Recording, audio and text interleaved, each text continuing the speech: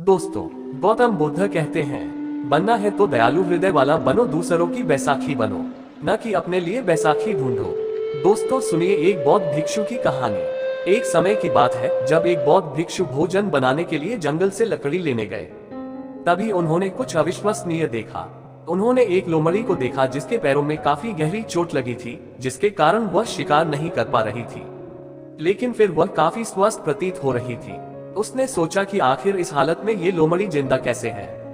भिक्षु अपने विचारों में खोए जंगल की ओर बढ़ रहे थे, तब उन्होंने कुछ हलचल सुनी। उन्होंने अपने पीछे एक शेर को आते देखा। शेर देखते ही वह तुरंत पेड़ पर चढ़ गए और वहां से देखने लगे।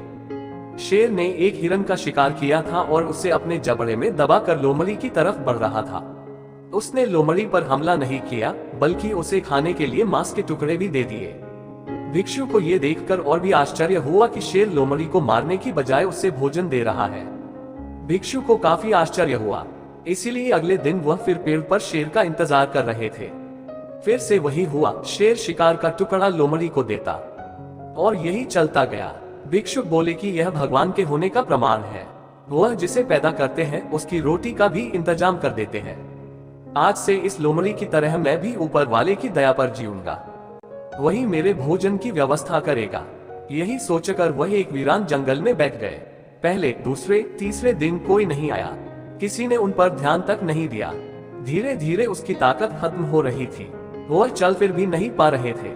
तभी एक महात्मा वहां से गुजरे और भिक्षु के पास पहुंचे। भिक्षु ने अपनी पूरी कहानी महात्मा को सुनाई और बोला, आप ही बताएं कि भगवान मेरे प्रति इतना निर्दयी कैसे हो गए? वह मेरी मदद क्यों नहीं कर रहे? महात्मा जी ने कहा, लेकिन तुम इतने मूर्ख कैसे हो सकते हो? क्यों नहीं समझते कि ईश्वर तुम्हें उस शेर की तरह बनते देखना चाहते थे, लोमड़ी की तरह नहीं। सोचो, उस शेर को कुछ हो जाए तो लोमड़ी का क्या होगा? जीवन में भी ऐसा ही होता है कि हमें चीजें जिस तरह समझनी चाहिए उसके विपरीत समझ लेते हैं। हम सभी के अंदर कुछ न कुछ ऐसी शक्तियां हैं जो हमें महान बना सकती हैं। जरूरत है उन्हें पहचानने की, ये ध्यान रखने की कि कहीं हम शेर की जगह लोमड़ी तो नहीं बन रहे हैं।